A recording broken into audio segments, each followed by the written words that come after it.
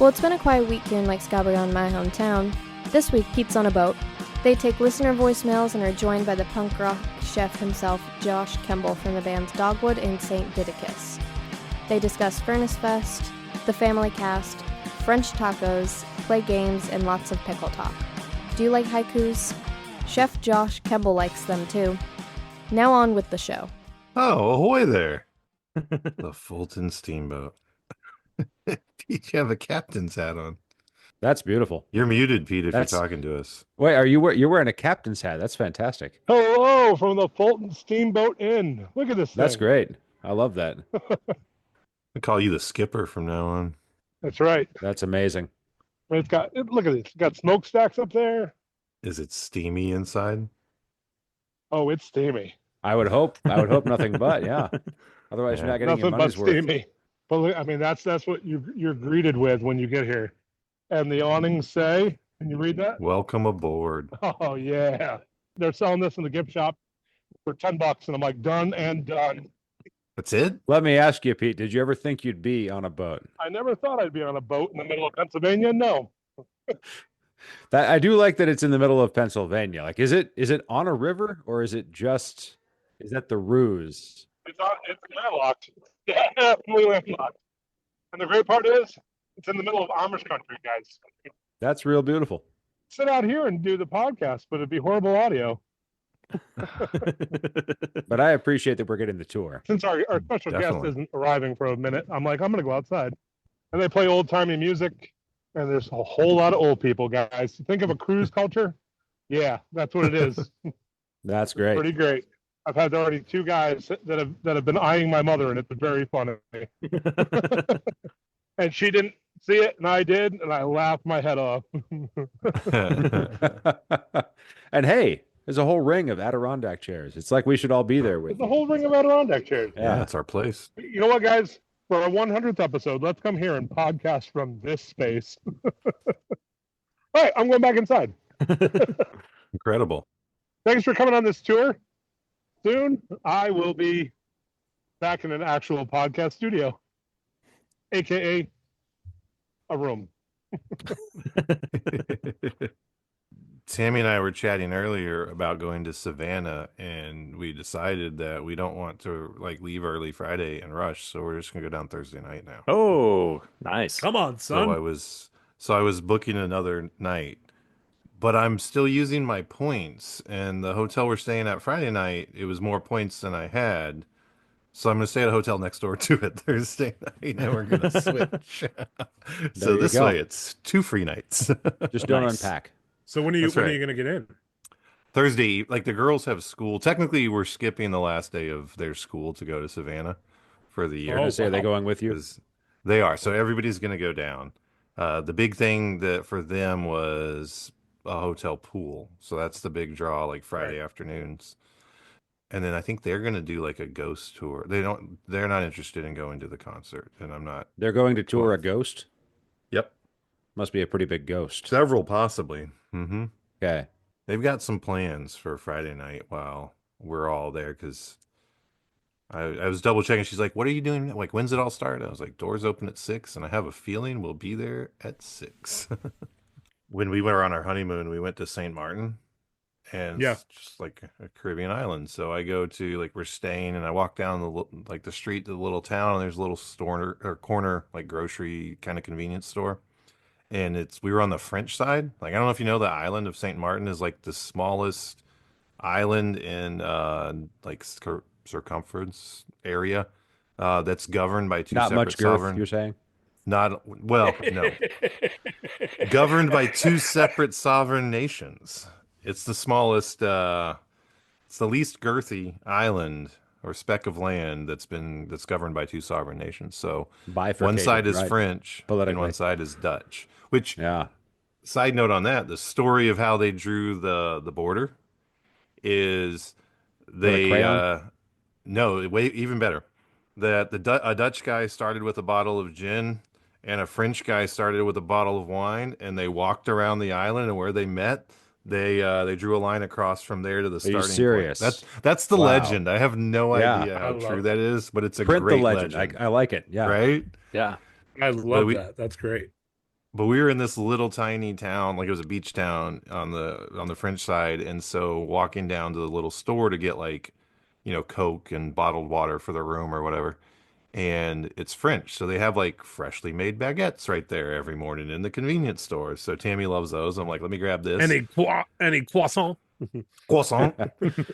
And it's like 10 o'clock in the morning, first day, but it's our honeymoon, and like there's no rules. So I grab a Carib or a Calique or whatever out of the cooler, for $1. I think they were $1.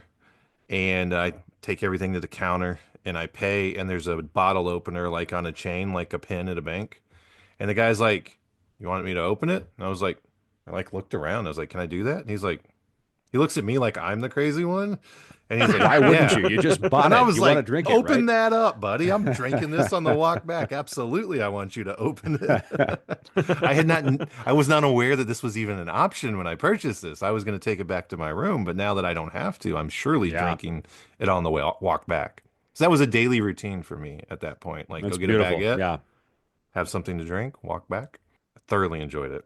I'm not saying I did that in San Diego, because in San Diego that wouldn't be legal, but you can imagine what it would be like. Thank you for taking us on that journey. A perfect temperature, I imagine. I was in Germany. I think 2012 was when I was in Germany, and I remember, like, just for the novelty of it, going down to the train station near where we were staying and buying a beer and walking back to the hotel and drinking it, and then realizing, oh, my beer is gone. I'm gonna have to walk to the train station again. So I think I did a couple laps that way. That's the right way to do it. Yep. But it made a lot of That's sense. true. It's just food, Here we go. There we go. Oh. That's the best sound we've ever had from a cork. That was worth the That wait. was amazing. Oh my goodness. So good. So happy Failure Puddle Friday. Absolutely. Yeah. Cheers to that. Ooh, that's a new can there, Brock. Is it like grapefruit or something? What you got? Kirkland Signature sparkling water grapefruit. Yeah. I don't drink the Nice. grapefruit as often. LaCroix's big flavor was pamplemousse, right? Their grapefruit essence. And that's kind of like what I feel like it's what kicked off the entire, like, you can drink seltzer water and it's cool Yeah. or whatever, years ago now. But Kirkland's grapefruit, for whatever reason, like I liked it when I first had it, but it's over the long term, it hasn't been my favorite. So I'm drinking it first because I prefer the lemon. There we go. I got me some Heady Topper. Oh, you got the best of all. Nice heady topper there. That's the one you were saying. It's special release, right? Or it's something that's not always in your store.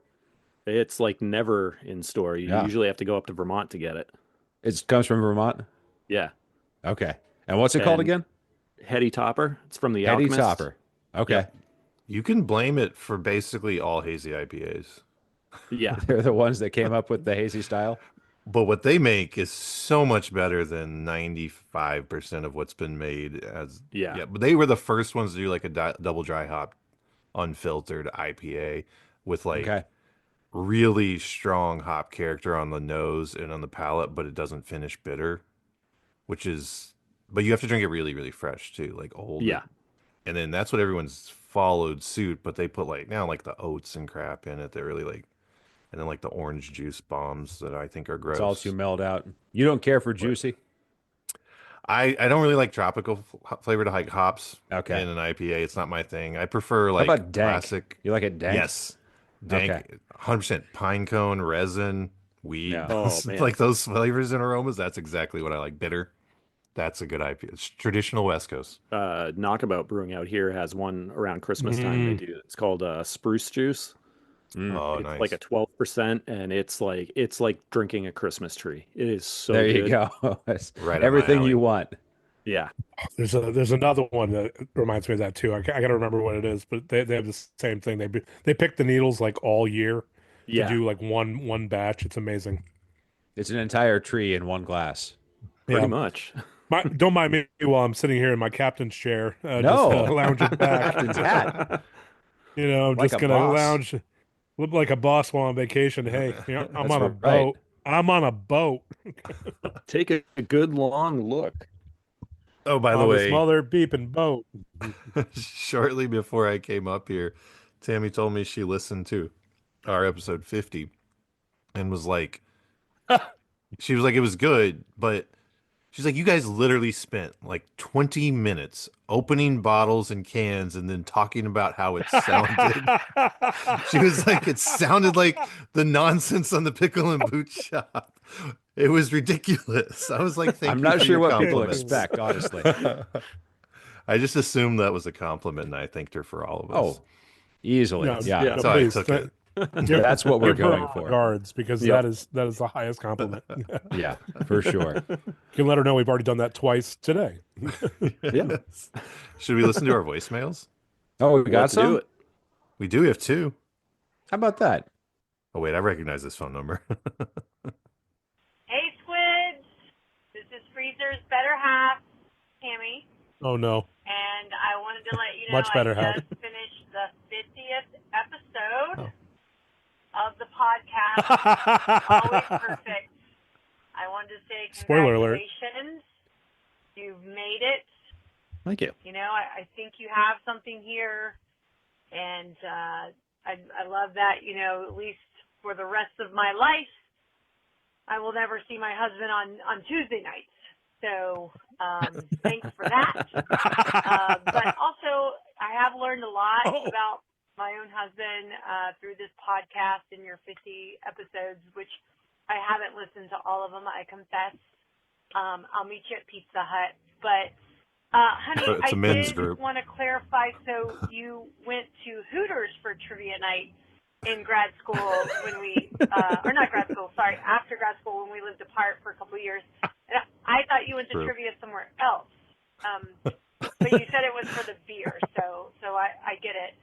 Just wanted to clarify that, though. And the articles. Also, speaking of Pizza Hut, Correct. that made me laugh. I haven't read the book yet, but I just listened to one with Jason. It was super awesome.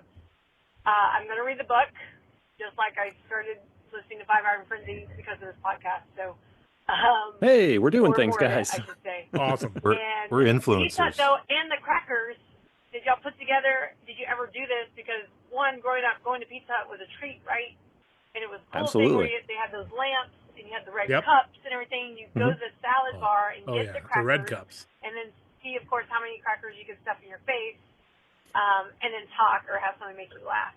So that was a throwback to my childhood. And then I wanted to bring up my cringe sayings, as Jared says, seasons. Mine aren't necessarily cringe, but one that always cracks me up now is I had this great uncle who would always sit on the third pew of the church, and he would always be called on to pray. And he would always include, especially if we had that meal after church, was bless this food to the nourishment of our bodies. Yes. And then also include lead, guide, and direct us. But the bless this Amen. nourishment, anytime I hear that, if I hear that now, and we're basically standing over just, you know, boxes of pizza or something just super unhealthy, I just have to laugh to myself because I'm like, how are we blessing this nourishment? But I get that it's to be grateful for food. But the other thing for me is not necessarily a phrase, but ever since I confess it was this John Kreese video about how to make the best type of Christian songs for the radio, and there was something that said just. Oh. We reached the time limit. Tammy loves our podcast so much that we reached the time limit. Is the second one her? Did she call back? I think she did. I Here it appreciate comes. that. I got cut off, Squid. But what I was saying is your water references when it comes to Christian music. So anytime there's a Christian song we sing in church and it has water, I just have to kind of laugh about that inside. Anyways, again, congrats on your 50th episode. Thank you. You have brought a lot of joy to Jared's life and mine, since I don't have to talk to him about Furnace Fest, which I must confess does make me sometimes a little sad. But I did have a question, after all. What is it your wives do on Tuesday night? Because, like me, I'm sure they're not waiting up for you to come to bed. See ya. That's Is a great she saying question. that they don't want to wait up until 2 a.m. when we finish? Mine does not. I don't know what your wives are doing. Sarah usually is in bed by the time I get upstairs. Hang on, Siri just went off again on my computer. Sarah's usually in bed Hey, by the time Siri. I get upstairs. Yeah. Damn it. Wait, did that work? No. Oh, Imagine if it did, though. yeah. It would come up more often, I feel Yeah, like. she's usually asleep by the time I get upstairs. But like most Tuesday nights, she's usually working at the hotel, and she doesn't get out until like 11:30 or so. Sure. So So she has a chance. yeah, so it's like a 30, 40-minute drive back home. Oh yeah, right. Yeah. So And like that's enough. right. And so like the other week when she popped in, she had just gotten home from work Mm. Oh, wow. Right. during episode 50 part 2. The extended edition of episode 50. The chaos. Who knows? The Yeah. guys did ask if that'll ever be released, so maybe we'll see what Soon happens. to be Maybe. an untold story. Yeah. We'll see. Well, let's see. When I'm not on a boat, my wife is usually still painting. She's usually up in Boston on Tuesday nights doing. She's got a studio up there, so an art studio. So she's a professional artist, and so she's creating and loves the time away from me. So it's good. Does she listen to our part podcast as her muse for inspiration? No, and that's okay. Have you And suggested that? No, and I also respect it. So I don't want her art to go downhill. Okay. Oh, you want her to be successful. I see. Yeah, I want her to be successful, Mm. and Curious. yeah, and she's on a good trajectory right now. So Oh, does she paint? yes. Okay, all right, Abstract so- art. Yeah. Yeah. So, I mean, well, we're about as abstract as it gets. I feel like we could only improve this. No, it's very true. But absolutely. when I make her, so I'll make her some mixes from time to time, and usually when I Okay. do, it's a lot of instrumental stuff because words, like art and painting is like another language. So if you're listening to Yeah. like English words while you're painting, it throws you off. So like a lot of instrumental music, even hardcore instrumental or even industrial instrumental is great. But words will just throw off your groove because all of a sudden you hear something and you're Sure. distracted. What about Norwegian So black that's metal? why no podcast. Actually, yes. Okay. That'll do. That'll work. Yeah, it actually works pretty well. So Tammy, don't feel bad that you're not all caught up. Sarah is also not caught up. So I'm not sure if my wife has listened to any of our podcasts. I'm trying to remember. My kids are significantly younger than any other kids associated with this Right. pod. So Definitely she's younger than usually mine. she's usually taking them somewhere, sometimes to the gym, sometimes whatever else. But yeah. But honestly, there's nothing more attractive probably than a podcaster who's just fresh off podcasting. When I'm done, she's like, "Wow, you're hot. You're good looking. It's time. Got that ring Business light time. glow. Come Yeah. on, let's go." Yeah, Leave your, You smell like leave your Pizza socks Hut on. Yeah. that's right. Business sucks. That's Right. how you know. Pizza Hut and Kirkland signature. That's right, baby. That's what does Conditions it. are perfect. Mhm. I keep inviting my wife to show up from time to time, and usually she's like, "I'm not sure if I want to just pop on." She doesn't know any of you guys yet, and so Right. we need to do the wives My wife is the episode. We need to same. get all of our wives just to show up and talk to each other, and they can talk as much shit about us as they want. I think that'd be wildly entertaining. I agree. That's Yeah. going to be a well, I mean, you can do 3 of them because I doubt mine will do it, but hey, whatever. You know? What if we had them on and they're in charge so they could ask questions, they could present the topics, we just Oh, have to answer or Mhm. respond accordingly. Wait, you mean like regular life then? Right, we'll just record it. Gotcha. It's just a Tuesday night, though. Right. Yeah. It's like that whole hey guys, I got this new idea. It'll be just like podcasting, but we won't record anything. We'll just sit around and talk for a couple hours. Like you've seen that. Yeah, analog Yeah, podcasting. Yeah, analog. That's Yep. right. Stumbled onto conversations. Who knew? All right. Are we ready?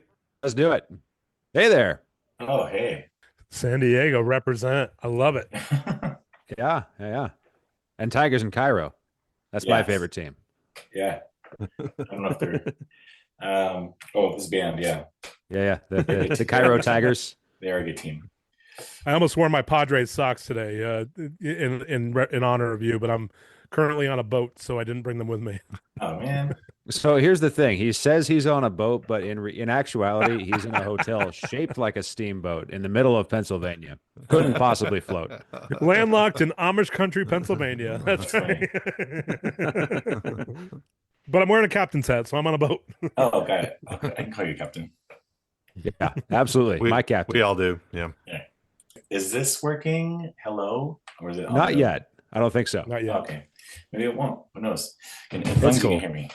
Yeah. I hear you very well. Okay, good. Yeah. If you want to mess with it, you're free to, but you also don't have to mess with it to meet our standards. Oh, because our standards. Have you heard the Pickle and Boot Shop? You have low standards, is that what you're saying?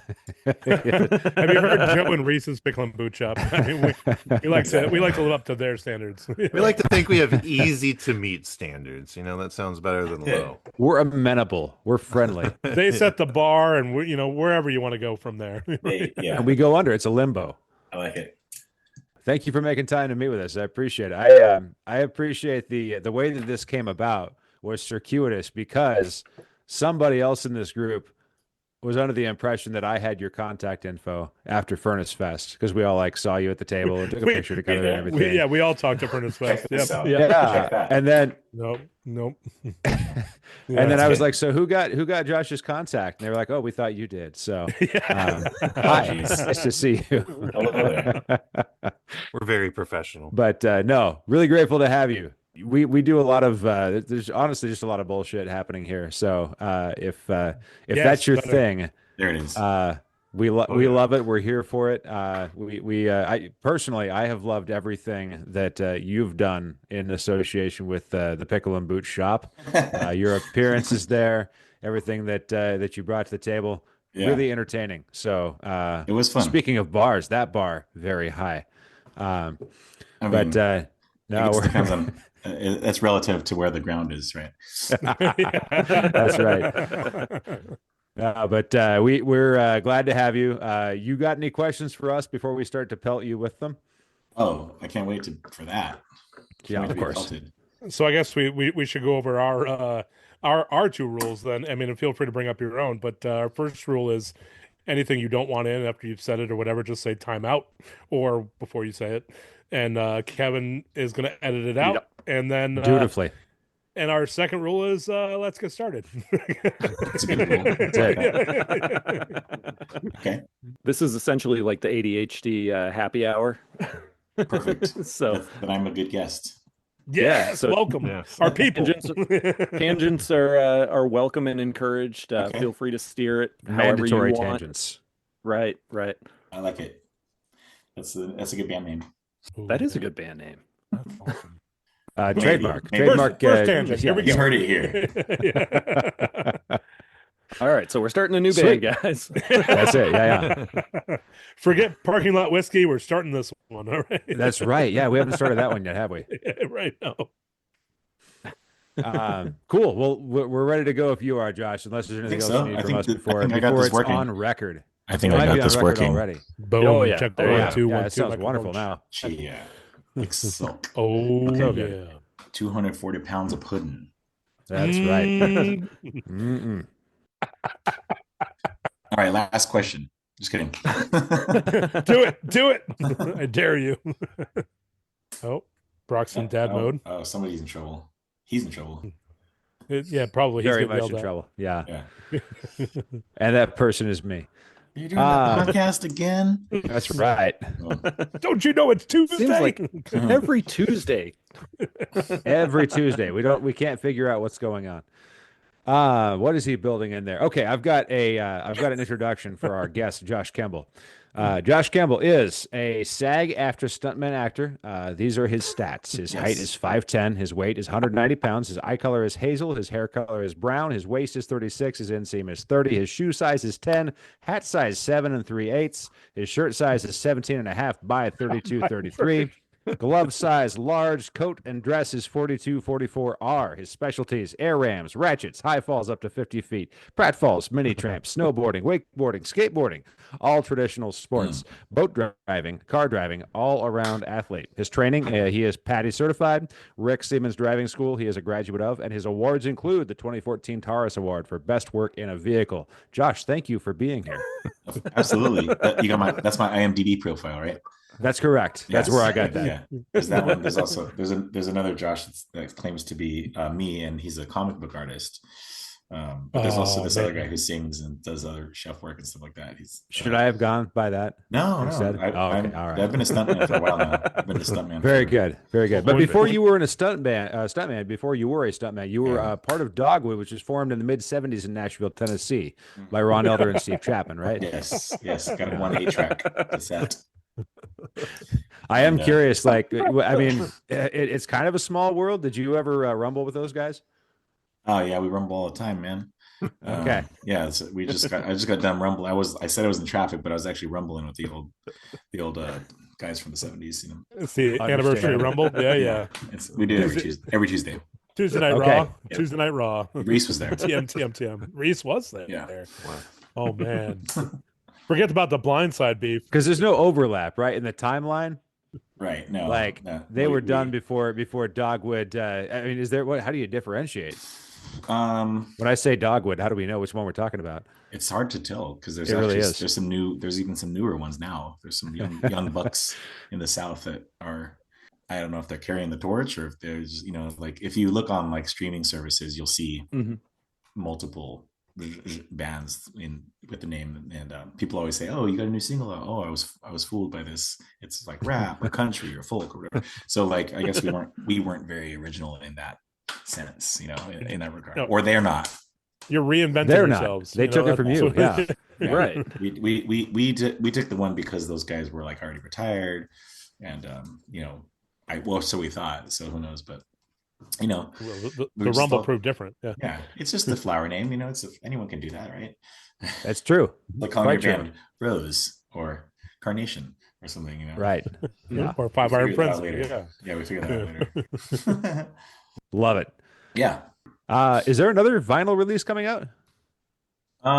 There usually is something in the works. Yeah, there's always something. The Building a Better Me only took us about 25 years to release. Right. And then the Through Thick and Thin came out, just shortly thereafter, and that was maybe almost 30 years, I guess. But we have definitely been working on with People of Punk Rock on doing all of our other stuff that's not Tooth and Nail related. So Good Old Days, which is our very first full length, is going to be the next one, which they did I'm pretty sure it's a pre-sale or a teaser or release, or I don't know what the actual words are for it anymore, but it's like they launched the idea of that on Easter Sunday. So that's going to be, I guess it's maybe available for people to check out. But that's definitely the first time that's been on vinyl. And then they just basically want to put out all the stuff that's non-Tooth and Nail. I mean, they could do Tooth and Nail also. It's just more of a licensing issue, but they're definitely going to be ones that are not, because that way, because I own all those, all the ones that are non-Tooth and Nail. So we can make that wall of fame back there, Kevin. Nice. That's right. Yeah, that's what's up. I hope it's available. Yeah, no, I definitely ordered something, so I got an email. I hope it was. Well, I hope it's legitimate, and I'm not getting scammed by those other dogs. I hope you're looking for the folk band or the rock Southern ones. Yes, I hope that shows up on your doorstep. That would be funny. I mean, I want one too for a minute. Yeah. It's just kind of cool because like those are like definitely the first iterations of our band, and whether it's some would say, or some in the band would say, maybe me would say, it could be the worst record, but at the same time, it could also be the best or favorite because it is your first full length. It's the first one that we put out. So, whether obviously the sound had changed over the years and stuff like that, and I grew out of high school and stuff like that. So, but it's cool to say, look at this first thing that we did. This is the first record, and it's like now it's like 12 inches big instead of just this, CD and cassette. So, there's something perfect about being on vinyl. I mean, that's pretty sweet. So yeah, I respect that. Yeah, thank you. Yeah, so props to People of Punk Rock for wanting to do that, and they said, oh my gosh, people are really enjoying through thick and thin. So they did a second pressing of that one, and then they're like, let's just press all of them. I was like, what? If you want to, go ahead. That's fantastic. Yeah. Are you a vinyl collector also? I am. Yeah. You got a few. Yeah. Yeah. This is so it feels good to have your own catalog on vinyl. Exactly, because it was weird to not have them for so long, because I've been collecting for so long and we didn't have anything. No, we didn't do anything on vinyl, which is always kind of not discouraging, but like, oh shoot, I guess we should have done that when we were making stuff. When we were first making the CDs, it was not really a thought to do that. At least not with the label that was helping us out, Rescue. But now it's pretty easy to. Not easy, but it's very accessible to make something happen, like a re-release or even a new song or something like that, like 7-inch or a split or whatever. It's a lot more accessible these days, And now it's like the marketable product. If you are going to release music, vinyl is kind of like the default at this point, which is kind of exciting. Yeah. I went to a show like a week ago, and it was a really popular show, a good band, a hardcore show, and they had printed a couple of 7-inches. They made 30 of each. So they just, there's still that too. They numbered them. So like they literally made 30. So short run. But yeah. Why not? It's incredible. Mm-hmm. Have you had any hand in numbering anything with any of these releases? A little bit with the Furnace Fest release. Because it was right. They did those, the Obies. That's right. Yeah. Mm-hmm. So those were numbered. So if you were I'm not sure if the ones that weren't at Furnace Fest have the numbers or not, but definitely the ones that were there have a number. So I have a couple of those. So that's kind of cool to see, and that's definitely a one and done kind of situation, at least with the Furnace Fest regard. Now that would just be a second pressing without the Furnace Fest stuff, but that probably won't happen. So if you got it, you got it. That's it. Yeah. And it's so sad that Furnace Fest is over. It's so sad that was the last one. Yeah, they've been saying that since 2000. Yeah, right. Farewell, old friends. That's the last one. We're never going to do this again. Oh my gosh. I got all the merch because it was the final one, and then. I mean, that's still going to be kind of cool stuff to have, like, because for sure, this was supposed to be, or like whatever. No, exactly. Honestly, you could probably bring that all wear it this year to Furnace Fest, and people will be like, oh my gosh. Oh, for sure. That's the plan. Yeah, that's the plan.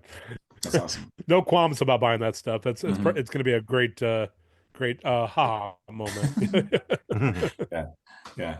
I know. Do we find Chad and be like, "Hey, man, we got tattoos. Like, we thought Furnace Fest was over. Yeah, you owe me something." He'll give you a welcome back Furnace Fest shirt. There you go. Yeah, right. That's awesome. Yeah, that was fun. Just having stuff there and being by that. But other than that, no, the other releases, no numbers. I think they're just. I mean, it is limited to a certain amount, but we didn't do any numbering or stuff like that. I did it on some posters and stuff, but not on the record. Well, speaking of Furnace Fest, when we met you at the table and I picked up the coffee, it's in front of my mind now. I'm not necessarily a coffee drinker of the family, but I knew my wife would enjoy it, and she loves it. So props on the coffee, on the coffee release. I love the smell of it. It was great. It does smell good. It smells like coffee. So if you're looking for smell, then we did it. Yep. It fit both. It taste for her, smell for me. It was perfect. Yeah. Good. I'm glad that worked out. And that was a homey product. Aaron from Bain and Be Well was my roaster friend on that. And then I was like, "You're gonna be at Furnace Fest. Let's do this." So we kind of had some interesting. I mean, well, at least to me, it was fun to make all the different stupid merch we had. I had to limit it to how much crazy stuff we wanted to do, but it was. I don't think that many people had food related items on their table. No. There's also the hot sauce as well. Yeah, because the Soothsayer was there, so I was like, let's do it. Why not? Because I know he was already doing it for a couple of other. He did it for Furnace Fest and a couple of other bands that also played.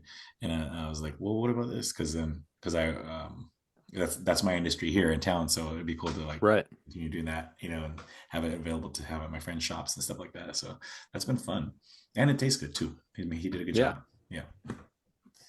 And I just want to take a quick second just to say thank you for when my wife was out in San Diego and I shot you a message and was like, "Hey, my wife's out there, running one of those Ragnar races. Like, what place? Like, what's a good brewery? What's a good restaurant? Where should she go?" Yeah. Did she make it?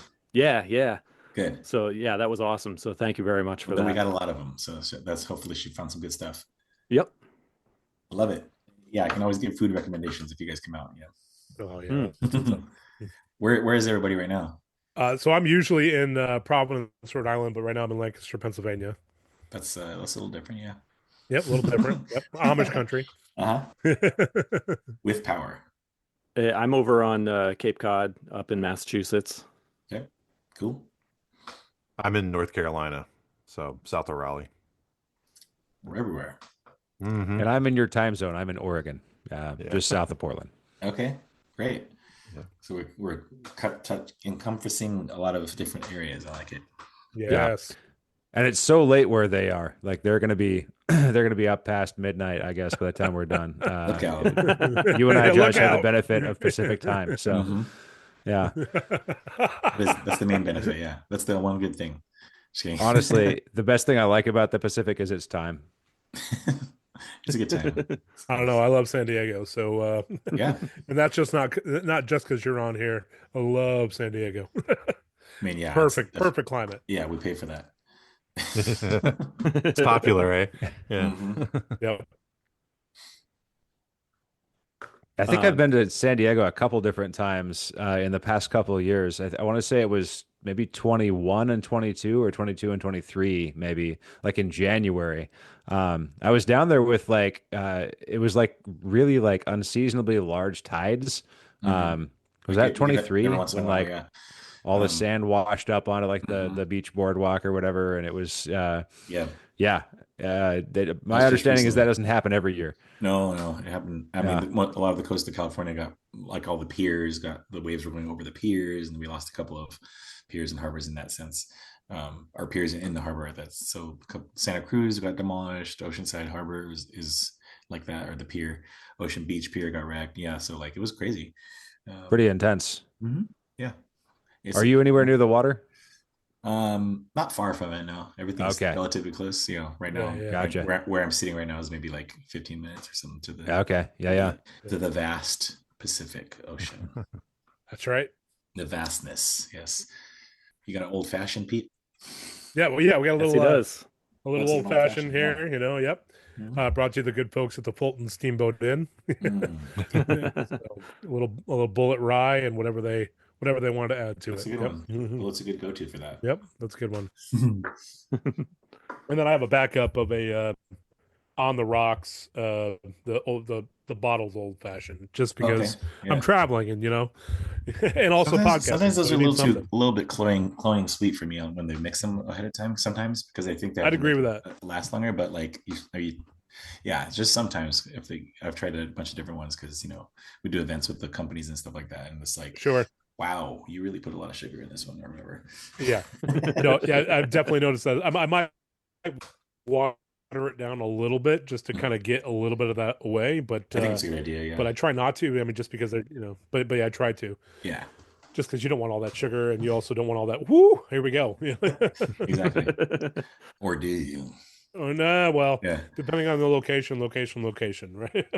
So do you put this out like in accordance with each Pickle and Boot Shop episode? Like, can you go like almost like a episode play-by-play with them, or how does that work? So here's the fun part. That's how it started.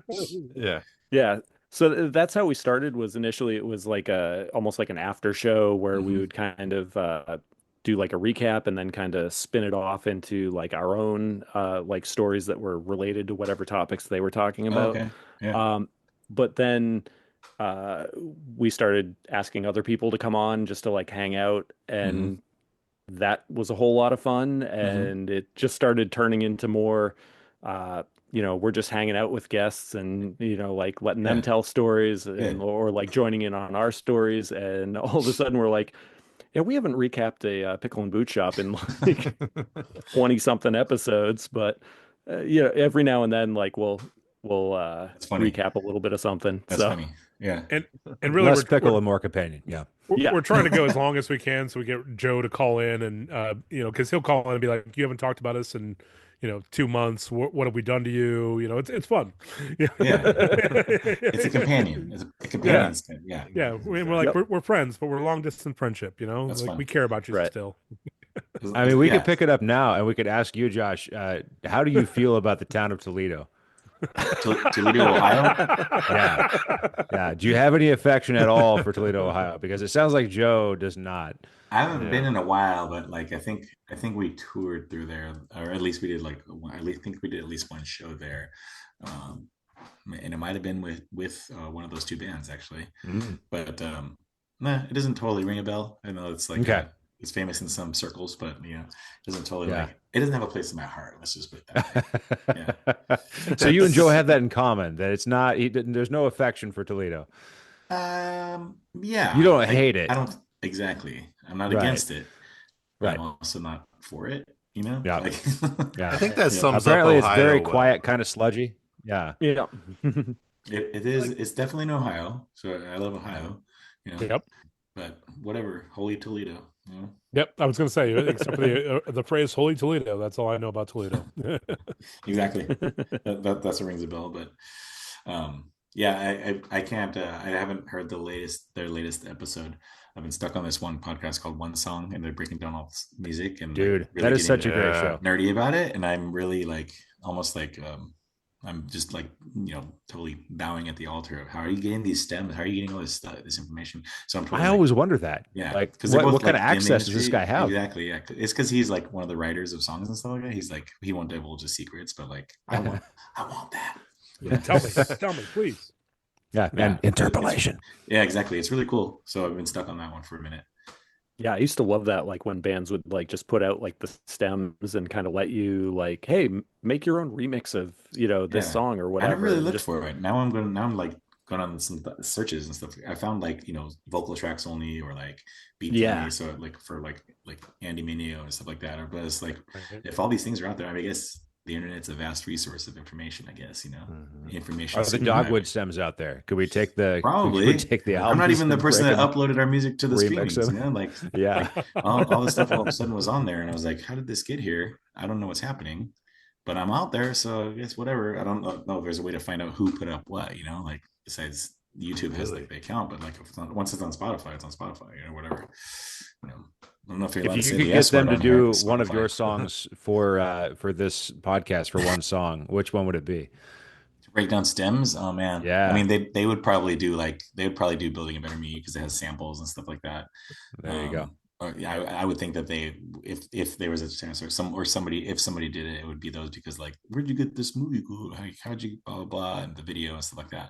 That would be probably that one. That would be a little bit interesting, But I also like when bands have their own like kind of when bands go on podcasts and talk about the making of their records or anything like that. Or so I did a couple of those on my show and just with the band members, just talking stories and stuff like that. It was kind of fun. I'm a sucker for those kind of almost like documentary style. Yeah. Like anytime those are on, like if those pop up on like whatever Hulu or Netflix or something, I'm like, oh my gosh, I guess I have to watch how they made Tom Petty and the Heartbreakers record. I wasn't thinking about it, right? But I'll watch it, or like whatever it is. Everyone's seen like the big ones, like Metallica or whatever. It's like, or even YouTube has like 7-minute ones, which are perfect for me. Or like, Finn McKenty's like, what's the weird history of AFI or whatever. It's like, okay, I'll watch. Right. I'm watching. Done watching. Yeah. Yeah. I didn't know I wanted to watch this, but here I am. Right. Yeah, exactly. And I'm hooked, and I like it. So, yeah, Pickle Home Companion. There it is. Yep. We're gonna spin out into a docu-series of some kind. Please, yeah. Well, we've done 50 episodes. Now it's time to rebrand, and we're going to do it. Right. Getting sponsored by Chevrolet and stuff like that. A pickle history companion. Mm-hmm. Yes. We'll just make everything up, though. Like that's right. Who's going to fact check it? At least get sponsored by Pickles. We'll tell the real true story that we make up. Yeah. Yeah. Josh, I got a friend who was a huge fan. One of the things that we do, I feel like I've been trying to push this segment closer to the beginning of every interview we do, but we like to give people their flowers. We like to say, hey, thanks for doing what you do. So a friend of mine, big fan of Dogwood, and I asked him, hey, you got any questions for Josh while we're on the line? And he said, and I quote, I've got nothing new to ask. Everyone wants to know the same thing. Any chance of new jams? So there's that question first, which you don't have to answer that one now if it's a secret. I'm offended. Just Okay, kidding. understood. Next topic. Timeout. Whoa. No, That's just a kidding. I don't know. good I don't use know, of timeout. I don't know if there's a though. video component, but that was a pretty dramatic timeout. Yeah. It was. Be like Bill Belichick's girlfriend. We're not answering that. We're not going to Yes. Right. Yeah, exactly. No, I have. So Dogwood. Dude, that was all over the radio up here. Like, Oh, I bet.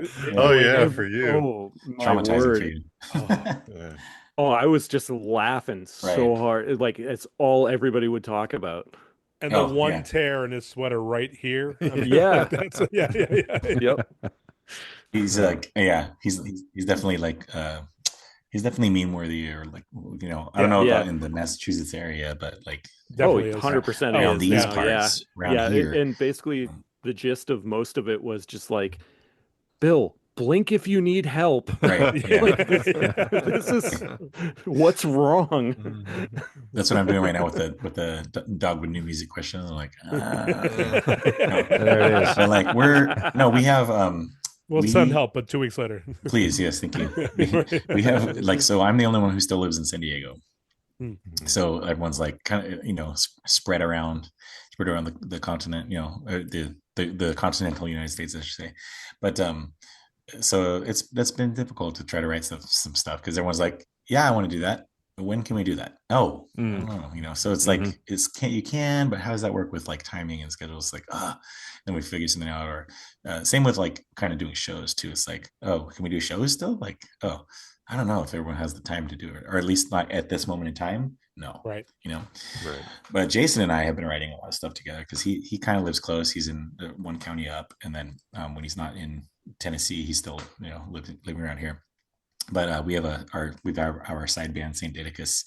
So we've been writing songs, and I kind of started that together during the there was a thing happened in 2020 when everything was kind of shutting down and stuff like that. So we had a little more time on our hands. Not I don't know if it happened in familiar. Massachusetts or North Carolina or Oregon, but it was definitely here. I think it just happened there. Nope, don't know. Cool. Yeah. So, no, so same thing. I guess I just kind of started doing stuff. Danny, one of the Dogwoods guitar players, in the later days, we had a bunch of unfinished songs. So I was like, let's finish those. Let's put some songs out into the world. But we'll redo them. We'll interpolate ourselves, and Interpolation. Yes. And then so we put a few of those out over, just kind of like singles. And that's been a collaborative project. So like Joe from Slick Shoes is drums on a few of the tracks, or like Mike from Fighting Jacks and Focused is one guitar player on a few of the songs. So like it's just been like really cool collab with our music buddies. And we're writing new stuff, and it's still been a really collaborative project for Jason and I to continue our musical journey together, because he was our Dogwood bass player forever, so that's been really fun. So that's been kind of like the more, I guess, the what do you call that, the new metamorphoses of Dogwood as it is right now. Yeah Awesome. until we can get together again and play shows and stuff. Right. Yeah. And the kind of being spread to the four winds thing is kind of tricky for bands, because no matter how good you are at the remote collaboration thing, like it's always harder when the people aren't there in the room with you. So yeah, you need some of the juice. You need some of the the mojo in the room, because Zoom is fine or whatever. And I did some of that during when everything was spread around. I did some Zoom collaborations with other artists. It's, there's some timing issues, of course, or whatever. It's just like, but you need that mojo together to be writing. So it's kind of good to be near, magic in the air. Yeah. Magnetism. That too. All of that. So the other thing that was the kind of the question that Matt had asked. The other thing he said here Thanks, was, Matt. And this is the flowers. This is the good. Oh, the that good wasn't news the and flowers. thanks. Okay. No, that was the that was the thing everybody's asking, but he's also asking it. But you answered, so thank you. Okay. But what he says here is, if I saw him in real life, I'd tell him that the album Through Thick and Thin gave me a path to follow Jesus and still love music. I didn't know there were Christian punks back then, and I was a new believer struggling with how bad CCM was. I felt alone and deflated until I heard the song All Hands on Deck. Oh, wow. Been a fan ever since. So Right on, Matt's a huge appreciator, and I want to make sure I shared that with you. Yeah. I also want to share my appreciation. I saw the set at Furnace Fest last fall, and my goodness, that was like, this happened a couple times. Like, I know people talked about the 5-iron set and stuff too, but like, I had like an emotional reaction, and I'm not the most familiar with your catalog, but just like what was happening on stage and who you are and what you brought to the performance and how you worked with the crowd. Like I had tears in my eyes watching it happen. Oh, It was huge. Me too. And it was, yeah, I wouldn't doubt it. Yeah. And it was just like, there was so much goodness. There was so much goodwill happening on that. And so I want to make sure that I shared that was really, really important to me. I really appreciated what happened there. So thank you for that. It was important too. It was important for us like to do that because kind of, you know, Chad and Johnny had kind of been asking us, you know, most every year to do it. And I was like, I don't think they want to do it. So I never really asked the guys if they wanted to do it because they were we weren't playing for like a long time. And then Sean saw the lineup and like a bunch of our friends, there was a bunch of San Diego bands playing it. And yeah, like, there was a lot originally also like POD was on it also, so we're like, dude, it's gonna be every single San Diego band, you know. Why aren't we? And when POD dropped like, out, you bumped up a couple of slots. I was like, get out of here, guys. Take that, Sonny. I called him and said, you can't play because we, you know, no. So we took your slot. Yes, Sean's like, why aren't we on this? And I was like, oh, I just thought you guys couldn't do it, whatever. So they're like, no, we all want to do it. I was like, oh. So I text Chad. I'm like, hey, looks like we want to do it. He's like, okay, well, let's start talking. So it just kind of happened really quick. We started like the show was like early October. We started an Instagram page like, you know, in May, and just kind of went from there. You know, like everyone's like, oh, look, Dogwood's on Instagram. Because I wasn't doing any social media or anything like that for the band for a long time. Sure. Yeah. So it was fun to reconnect, you know, do the show or practice together, do the show, and then connect with a bunch of friends and family and fans all just through that one set. We played for like 32 minutes or something like that. And I barely sang, you know, I was like singing half of it, which is really cool. And so somebody's like, I can't stand when singers do that. I was like, well, I'm just here to have fun and let the crowd, you know, be with me too. And also like we were one of the only non-hardcore bands at the festival. So I had to make sure that we brought some of that punk energy, you know, right. Because that's really important for me to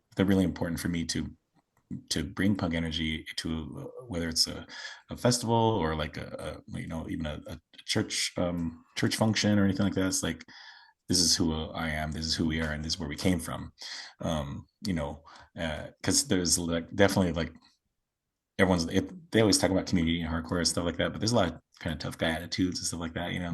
Sure. I'm not like I'm not always seen as that tough or whatever for whatever reason. Maybe it's just because I'm wearing, you know, I wore the clothes on stage that I rolled out of bed in. You know, I forgot to change into my stage attire, and I just like went up there wearing a dad hat and sweat shorts and stuff like that. And we just went for it, and it was an emotional experience for sure. It was fun. Well, now I got to ask, what was the stage attire?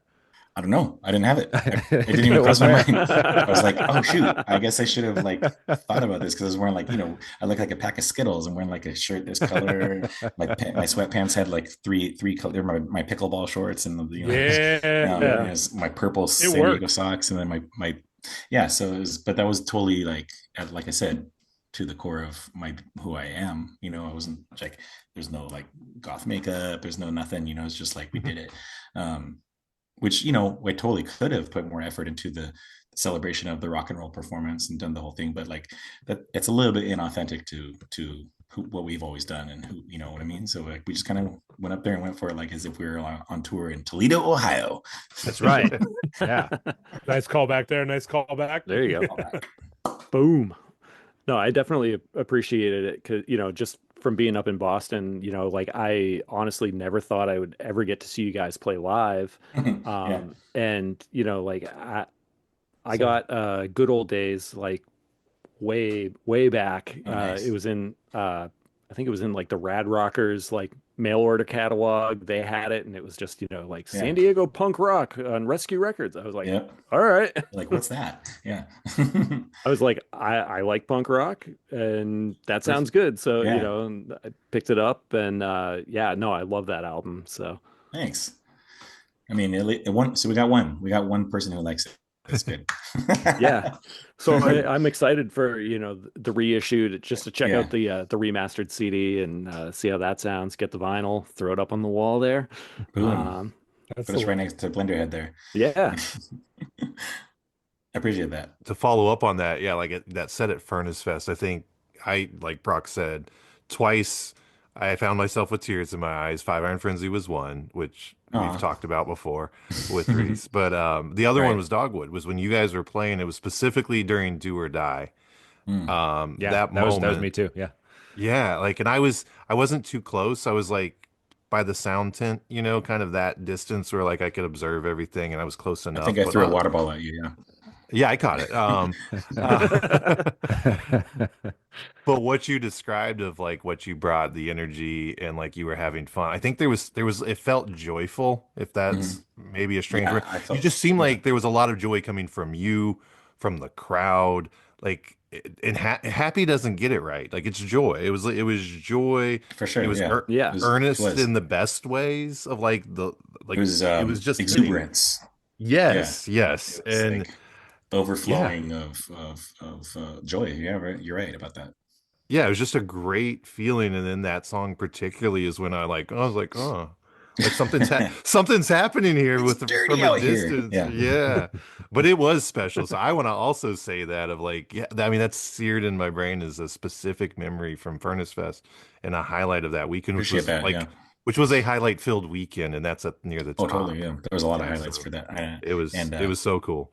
I only had I only saw about half the things I wanted to see, because there's Yeah. just too much to see. If you wanted to see everything, I felt like I couldn't. I was overstimulated, and I got tired, and we were playing on Sunday. I was like, full of emotion, so it was cool. So I would love to do it again at some, in some way, shape, or form, or just even go and experience that again with another, seeing another band or something like that.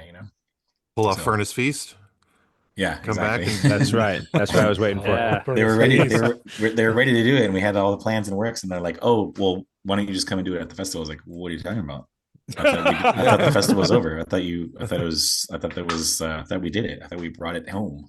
Right. We put the nail in the coffin. Well, not us, but like Sunday. Was the last Yeah. day. I was like, Yeah. oh, what are you talking about? Because we had a couple of feast events handy. So maybe I'll see if I can do it before or after. I don't know now, because now they're putting all their efforts into the festival, obviously. So Right. they don't need to eat. Well, we all need to eat. So Yeah. Pickles. Yeah. pickles, baby.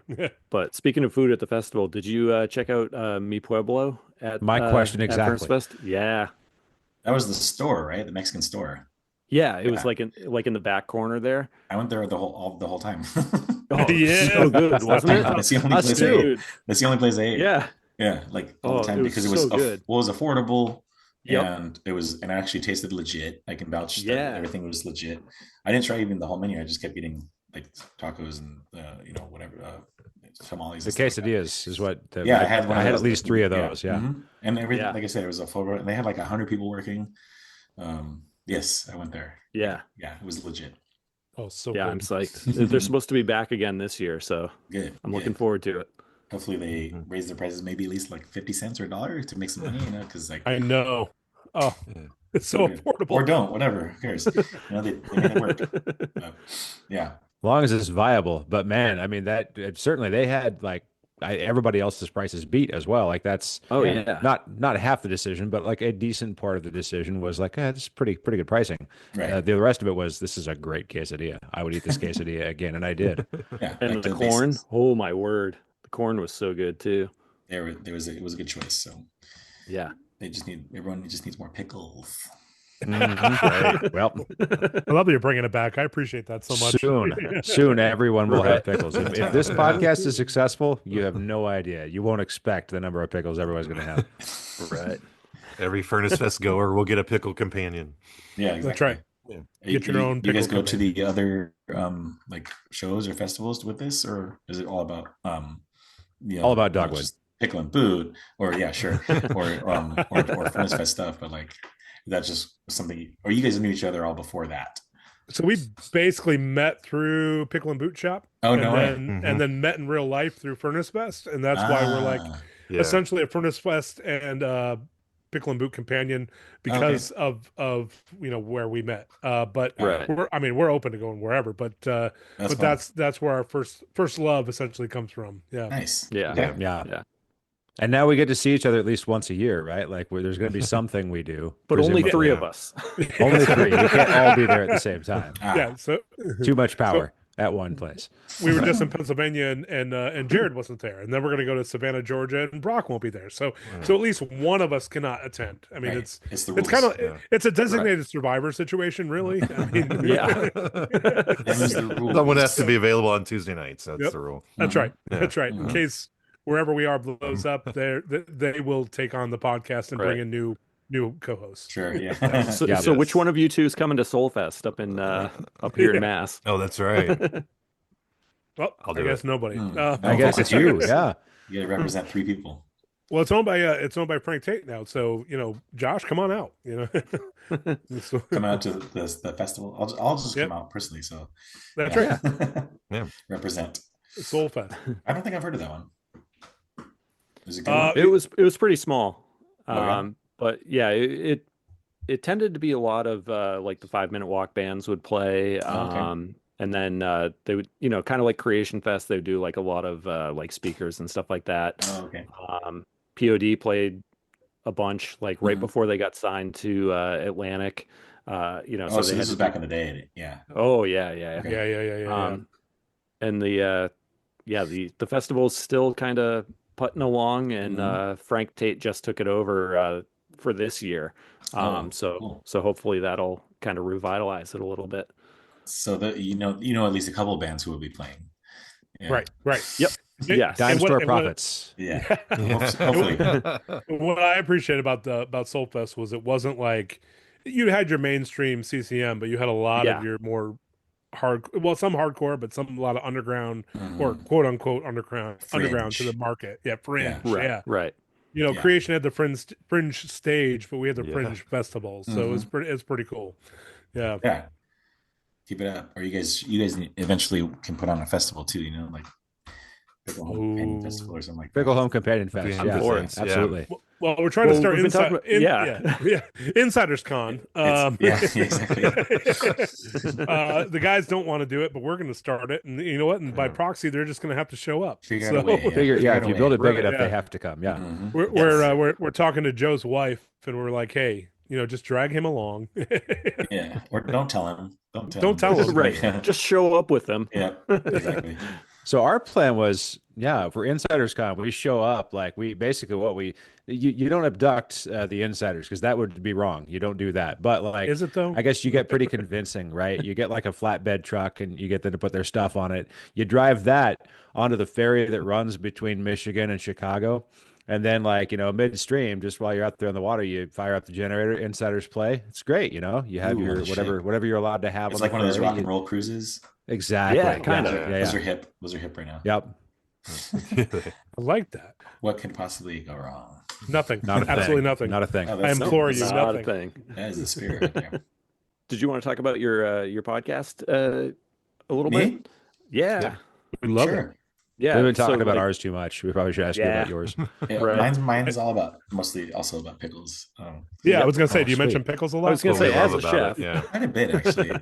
Maybe too much, but no. I guess you can't ever mention it too much. Stand by for a letter from our lawyer. I do really. I make them almost every day actually for work. But mine happens to be, since I do food and music, it's a food and music pairing podcast. It's not always like that. It's not always like, you know what, if you're eating a peanut butter and jelly sandwich, you should listen to 90-pound wuss or whatever.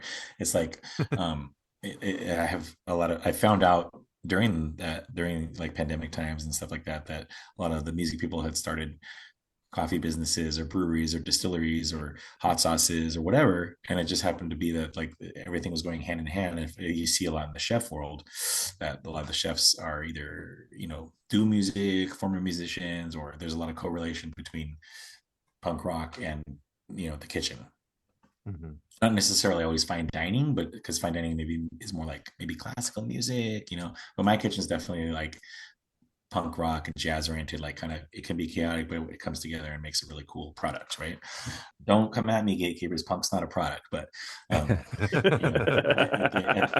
the end, though, if you're putting out a record or something like that, that's the product that I'm giving to you, right? Sure. So, as far as the podcast is concerned, I've had some really cool guests that were already my friends. I made friends through it. Like I reached out to some, people that I didn't know, just kind of like in being a little bit courageous, trying to want to talk to like maybe like the singer of Good Riddance, because he is in a band with Aaron from Bane, who I met, kind of doing food and the podcast and stuff like that. We become friends, right? So I reached out to him because he was a big influence on me for songwriting, the singer of Good Riddance, right? So kind of like singing his style. He's like very smart and well written and well spoken, and he's an activist and like all these things. So I was like, hey, let's talk, and it turned in when we started talking, he's like a little bit more quiet and reserved when he's talking. He's definitely not aggro as he is on a stage. And like, oh, this is very interesting, so we got to chat for a while, and I get to encourage him to like put out his books and stuff like that, so that was really cool. That was a really cool moment for me. And then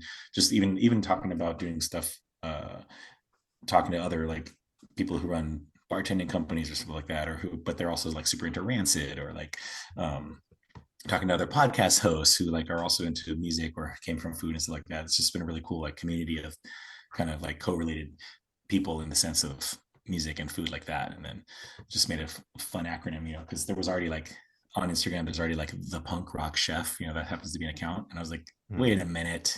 Come on. You're like, that's me. He's just showing pictures of like food plates, and they don't even look, I mean, no offense, they don't look like punk rock or that awesome, in general. They're just like kind of bad pictures of, I'm like, what the heck?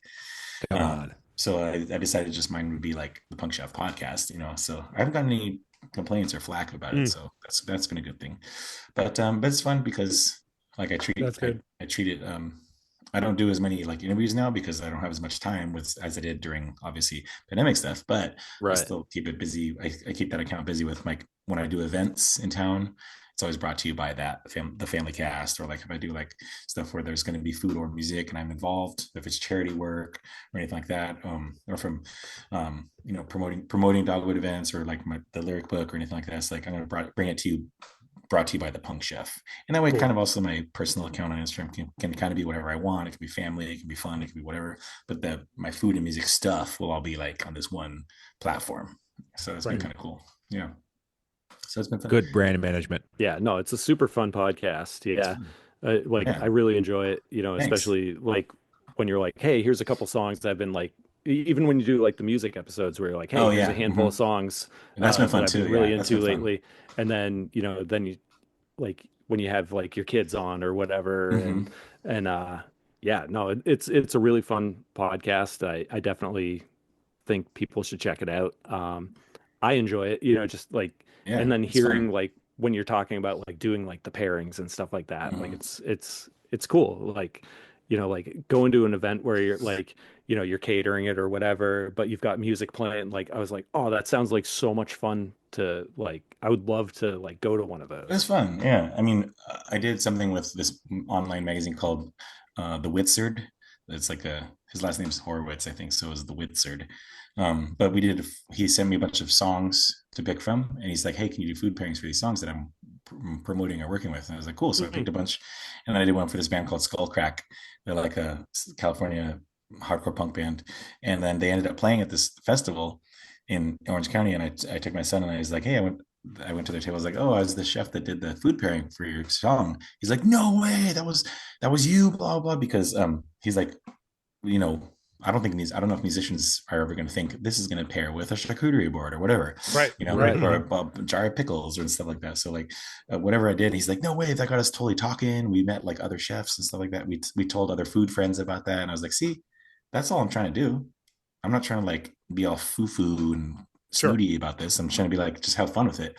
Like, here's a punk band, and here's this dish, and I can like it was just an online article. It was like a magazine article that's like linked up online or whatever. It's like, but I did it twice, so I got to meet basically like 12 bands through it or whatever, who did some really cool music. And then I got to work with some other chefs who made who had made the food. I just got their recipes and kind of talked about the pairings and stuff like that. So it was cool to like combine or to introduce my chef friends to some new bands also.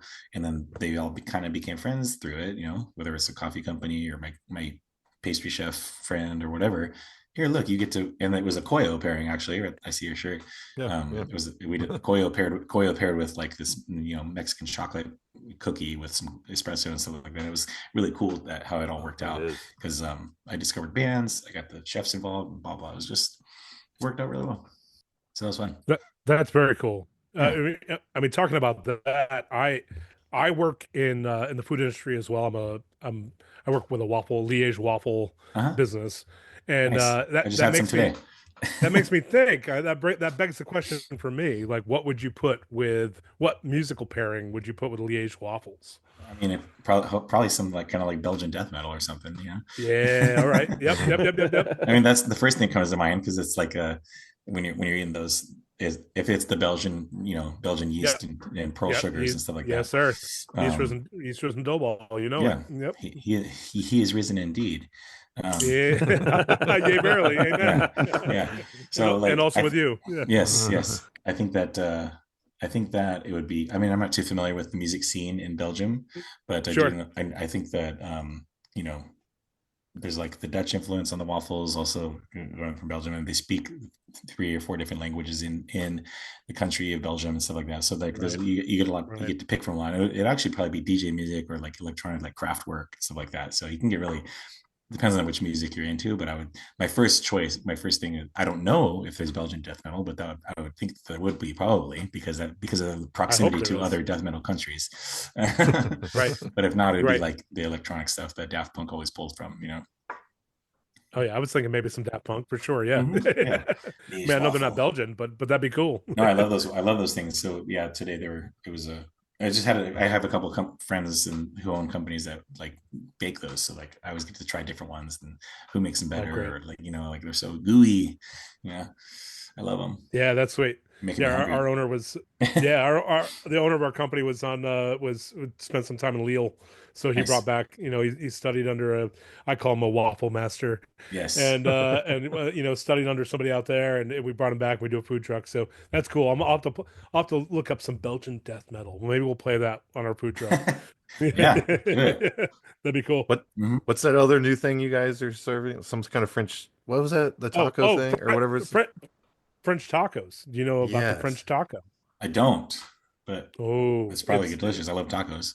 What's a French taco? Yeah, listen to this. Oh, it's amazing. It's you put fries in the taco. It's basically like a burrito. Oh, say that again. And then you put the beef, the meat, you know, or whatever you want, and then. Yeah, start that again, Pete. I'm on a boat, guys. I'm on a boat. You literally are. Oh. Guys, I'm out to sea. I'm sorry. Maritime law in the oceans of Pennsylvania. Put that captain's hat back on. Not working without that. I didn't know you were on a boat because you weren't wearing the cap. Okay. Oh, there we go. Got it, skipper. Hey, much better. Work. Permission to board. You just muted yourself. No, it's muting for me. I'm sorry. No. Interesting. Yeah. So steak frites. Cool. Steak frites. Yes, the steak frites. Yes. Yeah, and then it's in basically like a burrito, so like in a nice soft taco shell. Yum. And then folded like essentially like a burrito, and then you put the meat in there. You put the different seasonings, and then it's grilled, but pressed more. You know, so it's slimmer than a burrito. Is it a crepe? So not quite a crepe. Because you don't do the whole process. It is like that flour tortilla, but like thin, yeah. But nice and thin, and then inside you put all the delicious. Yes. But then the big thing to it is like the steak frites in there. So then it's just like that sounds really good. It's delicious. And that's kind of coming over now. It's big over in Belgium. It's big over overseas. I'll check it out. And it's kind of coming this way. So if you want to be on the ground floor out in San Diego, look that up. The only problem is I know, man. We don't need more tacos here. I know. Right. I know. I'm aware. I know. I make and eat them a lot. It's just like, I wouldn't want to bring another concept to town. That's like, you know, because this guy's doing like Vietnamese tacos and they're doing like blah, blah. It's like, but it sounds good. I would definitely crush that. And that was the other part is like, I don't, in that market, it might be, it's like oversaturation. But if you did them at like, Furnace Fest or something, that would probably crush. Yeah. Right. Exactly. I want to go over to the festival, so I'll let somebody else do it. That's true. You'd probably be busy. If you're right. I know how, because we do the Newport Jazz and Folk Festival a lot. And so I know how busy that is with the waffles. So no thanks. Our trucks used to do music festivals. Then it just became it's basically a 24/7 operation when you do the festivals. So it's hard to like get the truck cleaned out or, bring food in or whatever. So, and the staff. So it's like, it becomes a rigmarole. Like, back when the company was when it was just doing the food truck and just doing festivals, that was the only thing. That's fine. Go do Coachella when Coachella was smaller, or Lightning, whatever festivals around here. It's a little bit easier when that's your only thing. But if you're also trying to do other stuff, you got all your staff working and your truck is busy for like this festival. Oh shoot! Now you got to pick. Because we have a brick and mortar as well. So it's like, we have a brick and mortar, and then you're trying to send out the mobile side. It's a nightmare as far as staffing. So I hear you. Yep. Yeah. So too much brick, not enough mortar. You know it. Less of both. Yep, less of both, please. I might have to take a trip up there to get some of those tacos. Yeah, right. Please. Yeah. It's only like an hour and a half, so you're not too far away at all. So oh, nice. And that's the cool part for us. To Providence, getting not to Amish country on a boat. Amish tacos. Now there's a thing. Amish water. Getting back to like how we all met. Like I'd known Kevin, inadvertently for years because of Soul Fest. So it's been cool to like have, half of this podcasting crew nearby, so we can hang out. We're just trying to get the other guys to move up here. Hint, hint. Yeah, just do it. Just move. I hear the cost of living up here in Boston is not that bad. It's not that bad. Come on. It's one of the main draws, right? Right. It's only like the fourth most expensive place to live in the U.S. Yeah, right. Yeah, no thanks. That's why I'm on a boat in Lancaster, Pennsylvania. Yeah. Oh, it's a move. Yeah. Nice. Josh, you said you make pickles every day. Yeah. Yeah, we do. Tips everything. For amateur picklers, what would you say? Amateur picklers is also a good name. That's what she said.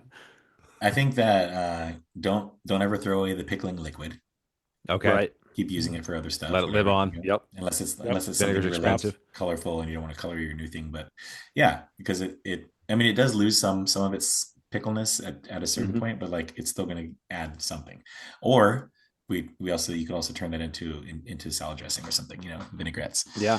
Don't sleep on pickle juice, right? Or if you're in the industry or if you know somebody who has the distillery or liquor, give them some pickle juice for their backs, Right. Don't sleep on the pickle backs either. Don't sleep on the pickle juice in general. Yeah. But I think also it depends too, because we do a lot of Mexican pickles, so like taco shop kind of stuff, so spicy stuff or carrots. But my only recommendation is I like the carrots a little bit on the softer side when they're pickled, so while the pickling liquid is heating up, I cook the carrots in that also and cool it together instead of adding hot liquid to a raw vegetable. Nice. Is this time out? Can we share this or no? That's fine. Okay, that's just because we have so many. Like I said, there's so many like taquerias here. They all do them differently. Some people are doing them raw and they stick very crunchy. Then so if you like it really crunchy, sure. But then it's also basically just a raw carrot because it's not going to. That's a carrot in juice, right? It's not really going to break into the cell walls of the carrot because those are such a crunch, right? So if you want that crunch, you can just do it regular. Yeah. So sticks. Yeah, right. And then some places in Mexico, like down in Baja, they'll just do a cold pickle and they'll just do like the pickling liquid, no cooking, just put that on the vegetables, and that doesn't really do much for me because I don't like onions. Sure.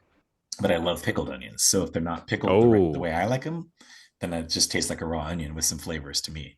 So I'm like, and that's all I taste like for days is that one bite of onion because I'm such a right. It's like it's too strong. It's overwhelming. I'm so anti. Yeah. It might be something in my genes because garlic. If I take garlic or pickles raw, it's just that's all I taste for 3 days. So I try to avoid that when possible. Because some people talk about the cilantro thing, right? Like some people are just averse, and it could be like that. Yeah, maybe there's similar thing. I mean, cilantro is also somewhat strong, but like, yeah, onions, garlic, etc. Like that's a lot of flavor. For sure. And yeah, the pickled onion, because my wife does like would you say flash pickling? I forget the terminology, but like it's Is it like like a the cold pickling relatively, or is maybe yeah, that's it. Like a pretty quick process. Like you stick like it in, oh, you quick got them, pickling, yeah. yeah, like in a couple hours or something. You could do that, yeah. And those onions to me, they play pretty well with if we're having a bean bowl or something. I like those on top. Totally, yeah. I mean, But yeah, anything that grows in the ground can pretty much be pickled. Even yeah, potatoes. right. I do watermelon rinds. We do like broccoli Mhm. stems. So everything I've because never had the rind. yeah, it's good. It's Is it a good? fine. It's I a gotta nice try little. this. Yeah, it keeps some of the rind texture, but it's also gets softer. So it's good for salads or charcuterie boards or whatever. It's fun. But Yeah. like I said, pickling everything. Just do it. Just try it. Sometimes pickled asparagus isn't that good, but if you like asparagus, it's good. It's But good, Right. right? yeah, Even if if you it's don't like asparagus, it might be better. you Kind of like might. the onions, right? And It's then it like just depends on it's a little bit how better. you're seasoning it. Mhm. If you're doing it Right. sweeter, or salty, or spicy, or whatever, you just got it's so easy to just kind of mess around with that kind of stuff. So it's very forgiving, and we don't let anything go to waste. Whether it's even if it's carrot shavings or whatever, those go into flavor and whatever. Yeah. It's fun. I It's love fun that to pickle. perspective. Well, and you guys just see me, right? Like I'm kind of like I'm more like a garbage disposal than anybody else in this group, probably. So like I'm into like let's see what we can do with this. Eating Let's make stuff, a new yeah. thing out of the old thing. Yeah. Hmm. Wickles actually, like the brand Wickles has a Uh-huh. pickled pineapple that I haven't Nice. tried yet, but I That's probably definitely, good. yeah, like It's I probably really really want to good. try it. Yeah. So I've been, checking the grocery stores every time, because we carry them out here, but Hmm. they haven't had that particular one. So I Oh, might okay. have to actually go direct and order it from them. Yeah, yeah. Or make it yourself. That's true. I Yeah. don't know No, I don't know how I do good the make pineapples pickles. are in your area, but like, um, Yeah. that's the other thing too. Is like with pickling, we can keep stuff in season longer. Because we have pretty good growing seasons here. Not seasons like you guys have, like winter and stuff like that. I don't know what Mhm. that Right, is, right. but Weird. we can have stuff that's out of season technically, according to our farm bureau. We can have stuff that's like 3 months after the season's over because it's pickled. And some stuff will last a long time, especially like our kimchi's and our fermented stuff. Yeah, Mm. Right. fun stuff. Would the would the pineapple be more or less acidic if it was pickled? I'm trying to think of like what the dynamics Ooh. are there. Are you asking me?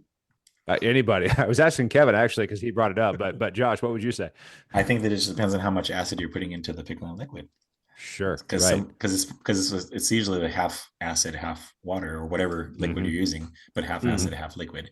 And then so if it's because pineapple has some acid obviously already, but if you don't put as much in and you want it on the sweeter side, sure. So you can make that baby as sour as you want. Right. Because I don't dislike pineapple, but sometimes it's like it's a little bit too sharp for me. I'm just wondering, like a mellowed out Sure. pineapple. That sounds good. I'd eat that. What are you drinking in your can right there? I've got vitamin B12. No, this is probiotic kombucha from Hum. Mango passion fruit. So that's basically that you're almost that's almost like a pickled pineapple, right? What you're drinking. Okay, so I just need to get a can of this, toss some Like pineapple if in. you can make tepache out of pineapple parts. You just ferment it on your counter with a little cover on it, and you're basically you're fermenting the pineapple to turn into a beverage like that. There we go. Do it, yeah. I'm in. Yeah. The pineapples are good here right now. I'll do it. Yeah. Been joking about because people like grow palm trees and stuff in the Northwest, and like there's no reason to have a palm tree in the Northwest, but some people do it. But I don't know Invasive, watch out. anybody who's I know it's controversial. But no, I don't know anybody who's got pineapples growing, so I'm gonna have to go find one somewhere. Yeah. Jared, you were gonna direct us to a game, I think, yeah? Do we want to play a game? I want to play a game. Josh, you want to play a game? I can play again. Cool. So we play I got a games little- I got a every little week. bit of time, yeah. Okay, perfect. $100 buy-in. Yeah. By five. Nothing less than 5. Brock will send you the Venmo account. Yeah, just We have at least 2, so there we go. yeah. So every episode we play a game with the guests. We try to match it to who they are and then ourselves because we like to talk about ourselves. Yeah. So we thought we'd play a game called Yes Chef. I like it. Obviously, Pete's the chef because he's the captain. No, just kidding. You're the I am the chef. He's the captain now. captain. Yeah. This is your kitchen. Who's Tennille? Thank you for taking it there. All right, continue. You're the chef, and this is all you've got to work with. The four of us. This is your staff. Uh-oh. So I'm sorry. We'd like you to pick a job and put us to work in your virtual kitchen. You don't know much about us except this little bit here, so we always let you ask a question that might enlighten you in some way, reveal some necessary piece of information or factoid that'll steer you in the right direction for. So this is almost like this is almost like job interview kind of like situations. Yeah, like from trying to find out things. We're all going to move to San Diego. Yep. Yeah, we're trying to. That's right. Come as a package deal. I think when I get a new hire or a stage in my kitchen, or I'm interviewing somebody who wants to be like a leader, I go, I don't care. Your resume says this, this, and this. That you can write whatever you want on your resume these days, because I'm not going to call your references. That's not how it really works. But if I see that you're saying that you're hot stuff, but you can't even cut pickled onions the right way. Like somebody was doing this. Somebody actually did this, and he cut like 12 quarts of onions, and they looked stupid. I guess like, I can't use these. And I had another girl come in, and I said, can you fine dice these? We'll put them on tacos or whatever. So she did really nice, but I literally labeled his thing, these are ugly pickles. Nobody else cut pickles like this, please. And I was being nice about it, but I was like, I didn't say anybody's name. I didn't call him out, but I labeled it like that. So it's like an example. So I'd be like, so what I do when I talk to you guys, if I'm trying to say, hey, what's this guy's wearing a captain hat. This guy's wearing a Bo Sox hat. This guy looks like he could be the front house manager, I'd be like, hey. Is that me? Yeah. I was pointing up at the top corner there. Congratulations. This guy wore his Koyo shirt. Top corner is me. Yeah. Hey, what was the last Koyo concert you went to? Whatever. But what I say is like, what's the most embarrassing thing you've ever done to somebody? I go straight for like we're not at a job interview anymore. Now you're talking to me. It's getting real, right? I go, hey, or something like that. So I would probably go to the person who looks the most confident. I guess that would be maybe a captain hat kind of person. Okay, never mind, man. That was just a good old Buc-ee's, and he's a Buc-ee's guy. I'm just a Bucky. He just surrendered the ship so fast. Yeah. And then if I feel like I want to kind of make people be real with what they're going to be able to do in the kitchen. So like if you said you wanted to drive the food truck, then I'm going to put you on like your first or second shift or whatever, So whoever looks the most afraid, I would probably be like, okay, I'm going to put you in charge of this team or whatever, kind of like take people and like make them kind of opposite of what I feel like they are, and I've got a pretty decent gauge on people nowadays, like, cause just working with so many different nonprofits and stuff like that. It's like, another question I ask is like, I see all your strengths, why don't you tell me about your biggest weakness or your biggest fear? And then it makes the interview really awkward, Man. Yeah. Honestly, I work too hard. I think I care too much. Exactly. I hate when or they'd be like, I hate doing interviews, but it really creates a honesty. And I think that's, it's in my industry, there's a lot of ego driven workers or whatever, and I think that you start to see people's eyes change or whatever. So I would like kind of look at us and be like, okay, so here's what I need. I need to feed 500 people, and there's half of them are vegan. So I would maybe talk to the person wearing the Koyo shirt and be like, what do you know about vegan food? Or something like that. Somebody who's wearing like oh, I see you like music, and I see like Boston, like can you tell me about the food scene up there? And then just see how excited you get about that kind of stuff. Because if it's something I can relate to, be like, I saw Blunderhead and then 1990 something, or whatever, and be like, let's get you talking about something that you enjoy. And then I hit you with like, okay, what are you not good at cooking? I just straight up ask, because everyone comes in all like, I can do anything. I can cook whatever you want, chef. I'm your guy. I'll tell you what I do. Stuff like that. But I don't need that. I already have a chef de cuisine and a sous chef. I don't need like hot shots. I just need reliability. Just gotta bring people down to. I lead by not not telling people how good I am at cooking or how good at the food Right. is or whatever. It's like, Right. come in. I don't necessarily need you to prove yourself because, but I need to know that you can do it and not be a dick about it, basically. Yeah. And not make ugly pickles. Yeah. That's So right. Right. I mean, when that was a big thing for me, because that's going on top of my taco. Yeah. It's the like, visual piece. presentation. Yeah. I'm making handmade tortillas and the best meat you've Yep. ever had, and I don't want these ugly pickles ruining everyone's wedding pictures, basically. Yes, sir. Yep. Yes, sir. Yep. So if I see that if I put you in there and I see that the guy that I thought was gonna be the best was, the guy with the backward Boston hat, and here he's like chopping like a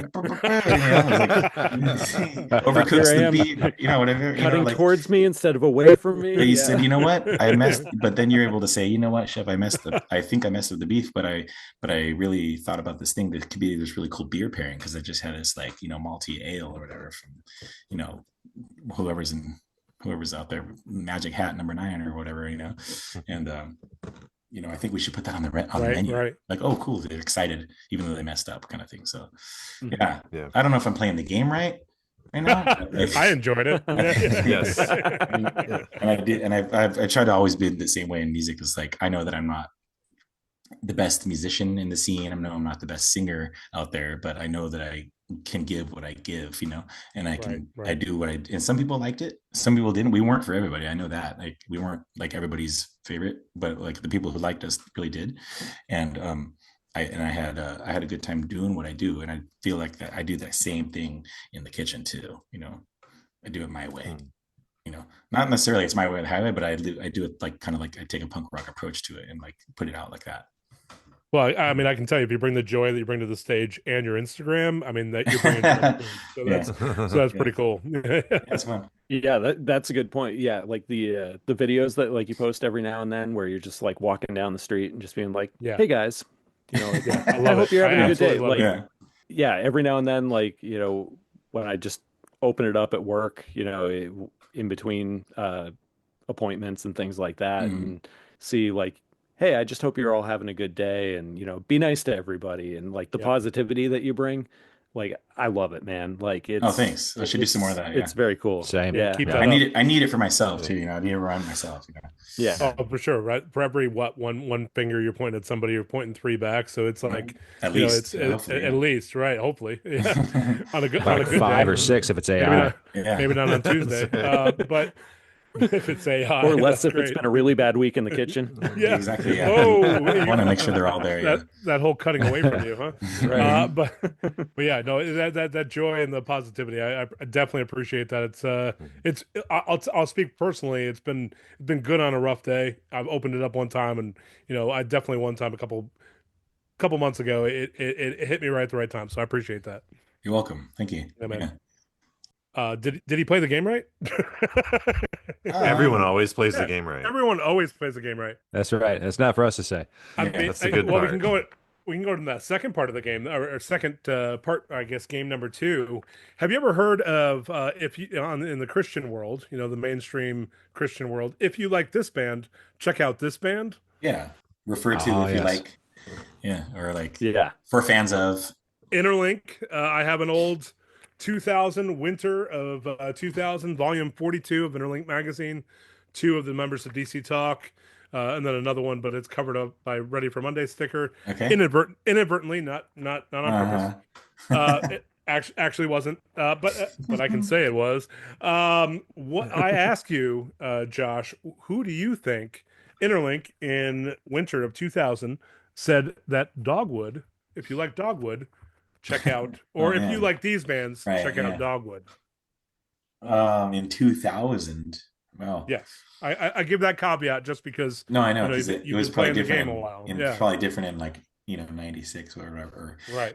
But also remember, the Christian music world, we're about 5 years behind. So that's true. I think they would. So no one in the band would probably say this, but those kind of things would probably say Green Day, Bad Religion, MXPX, or whatever, like kind of connect, like the first comparison they could think of in their head, and be like, they have fast beats, and there's like skaters in the band, so anyone who's on the Warped Tour is just, but then there was like we got compared to like when I first started, my voice was very in the higher nasal register, so it was like, oh, Offspring. I was like, we don't Sure. really sound like Offspring, but like I get what you're saying. So like I see where they're coming from. So I was never offended by them. I just always thought they were kind of fun. Like, in the right. 2000, like what's it called? Punk Rock News Times or whatever, it said, oh, for fans of like AFI. And I was like, oh, I never thought about that. Okay, I'll take it. But I was like, I guess, something like that. So Well, I can tell you that you tell me that 3 bands are listed, and one of those you did get correct. The third band listed was Bad Religion, so you do have one of those. All right. The other 2. Oh no.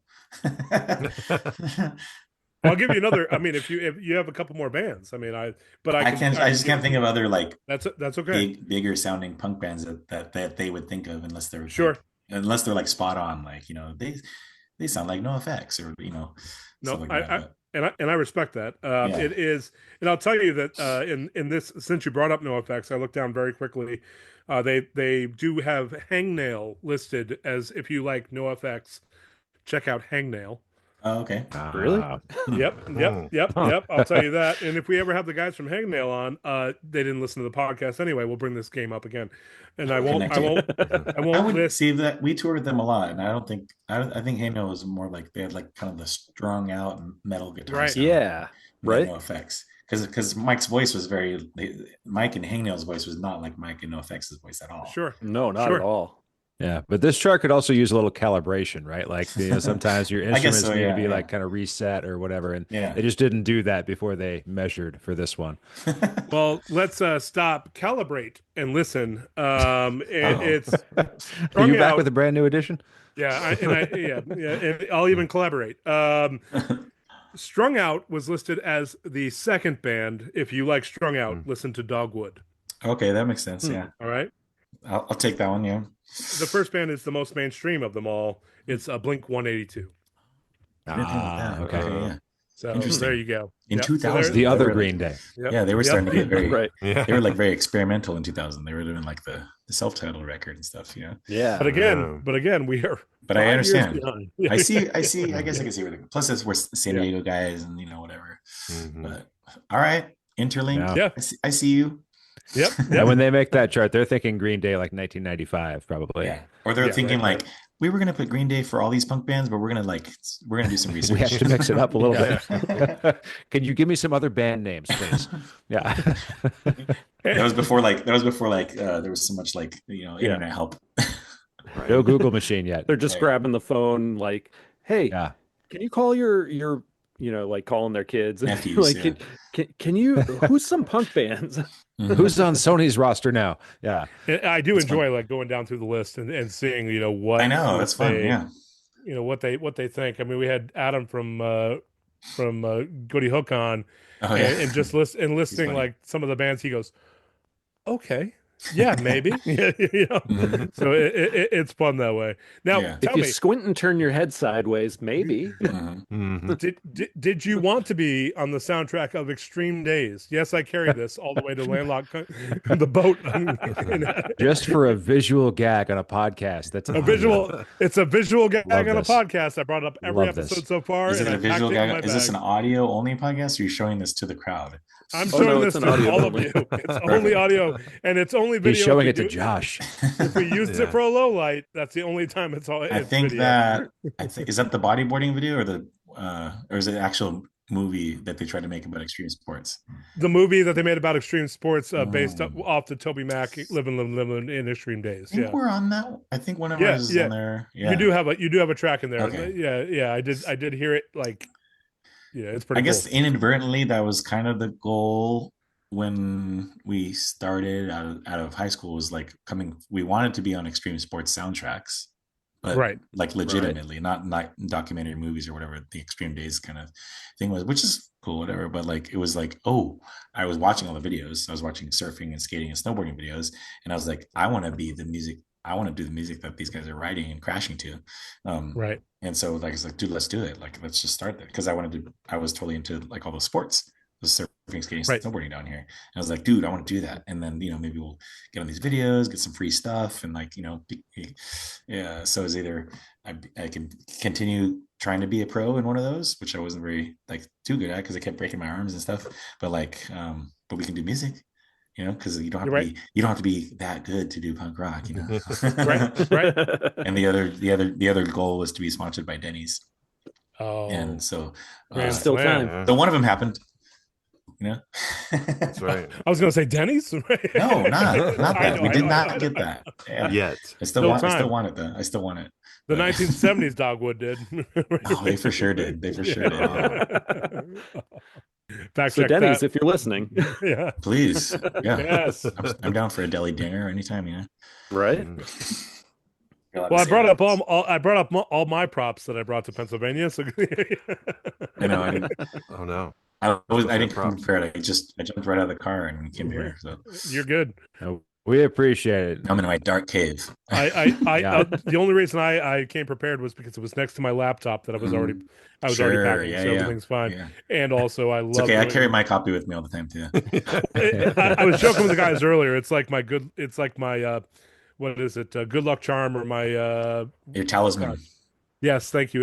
It's my oh gosh, help me out, guys. It's Nope, you're on your own. Nope. We're watching you suffer. okay. Sounds good. Yeah. Yeah. If you know the answer, call in at 985 Yeah. squid. Oh, sorry. Okay, now you have to help him. Yeah. Security blanket? Is that what we're going for? We're just get to decide It's- what you mean. Security blanket. It's your. Thank you. binky. I was gonna say this is my security extreme days. Mhm, mhm. Yeah. Nice. Yeah, good stuff. So here's a thought. And I don't know, Josh, you might log off of this and say, boy, I hope those guys never call me again. But there's also the possibility that And we're okay with you that could too. do another podcast without having to actually talk to us. Here's my thought. I think Church Jams now just did the Whoops All Games episode. What if we did a Whoops All Guests where none of us are here and we just like get former guests to come back and talk to each other? I'd love to hear Adam and Josh talk to each other. I feel like that'd be a He's good hilarious. show. I love talking to him. Oh yeah, yeah. Mm-hmm. Yeah. We just need to give you like 3 prompts and then let you go. And Or I think that'd be a good show. Reese is hilarious. Joe's, everybody's, all your guests are fun, right? But we should do it. Let's do it. Yeah, I mean we've had Jeff Betker, Okay. Jeff Yeah. Fortson. Yeah. Might as well get all the homies together. There we go. Sounds like a good plan. Okay. We could do it during that event in 2020. I hired some people, so like we weren't traveling, so it was Yeah. like all the whole thing was virtual, Okay. and I had a succession of people on the interview like I normally would, and Yeah. I would always just say, hey, I'm gonna go get some work done. I'm just leave the Zoom running, turn my camera off, turn my mic off. I'll pop nice. back up in 30 minutes. All I did is sit there and listen to it the whole time to hear Right. both sides going back and forth. It's like, we'll do that. Be like, you guys have got it. I'll just be in the back. Like, I'm just getting the Zoom running to hit record, and then we'll just be Yeah. in the background messaging on the That's funny. chat the whole time. Yeah. Yeah. That's the way to do it. Yeah. Yeah. Yeah. Why not? Let's do it. This has been fun. Sweet. I'm going to eat some pickles and tacos and stuff, You're also a haiku writer. Am I correct? I do. Oh yes. I Yeah. thrive. I thrive in that realm. Oh. Yeah. I don't know if it's a scene, but yeah. Yet. The punk rock haikus. You're real big in the punk rock haikus. Well, a lot of scene. people who, I think you got one of my books, right, Jared? I did, yeah. Did I mail you one? Yeah. So I was trying to write haikus in each one. I tried to get to that. Like I wrote a little something like "thank you," and then I wrote like "here's your haiku." So I thought it was fun, and I like doing it. I've gotten out of parking tickets with haikus. Oh, nice. Where I've won contests with them, like just random like dumb stuff. But it's a pretty succinct and beautiful form of poetry. And I do it in the 5-7-5 fashion. There's other ways, As you should. but I don't succumb to those ways. Thank you. But I do like it. It's fun, and every once in a while, even if we're doing like a toast or a speech, my wife will be like, "Do haiku," and I'll be like, "Okay, let me think of something." So you see me like, okay, that's line 1. Got line 1. And everyone at the brewery is probably like, "What the hell is this guy doing? Counting on looking at his book and counting." It was funny. So yes, I do love a good haiku. Maybe It is National Poetry Month. I just learned this I love that, because yeah. in our library, I work on a college campus, and so Okay. in the library, on the back of a stall, they had a little thing about National Poetry Month, and it's like, while you're here, you can memorize this poem. And it was an Perfect. Emily Dickinson poem, but I thought that was lovely. a great idea in the library Yeah. to memorize a poem while you're otherwise occupied, but have some They're so free smart. time. Yeah, Yeah. but it's so if you're inspired to write a Pickle Home Companion haiku, feel free. I will. I'll send one Feel over. free. Yeah, we'll Please, take it. thank you. Love it. We love it. You can call 985-28 squid and leave and leave it on our voicemail or audio. That's a good idea. Be perfect. Right. That'd be perfect. I'll do both. Oh, I love it. Excellent. So if you were to do a pairing, like a food and beverage pairing to go with the listener to listen to this episode of this podcast. Ooh, yeah, you've been through it. Be or what are you hungry for right now? Yeah. Well, I did say I was going to go have tacos because it's Tuesday. Yeah, it is Tuesday. Yep. Yeah, and I had the Liège waffles for lunch, so that was good. Oh man. But I think pairing, if it's like present company excluded, kind of you don't pick your own stuff, but like for sure. I was I was deciphering all the record albums you have, the cover art and stuff like that. I was like, I know all that stuff, but I think I would love to see Frodis get paired with it, an episode like this. I think that's Frodis right by your left ear. It is. You are correct. Yeah, Conglomerate International. Mm-hmm. Yep.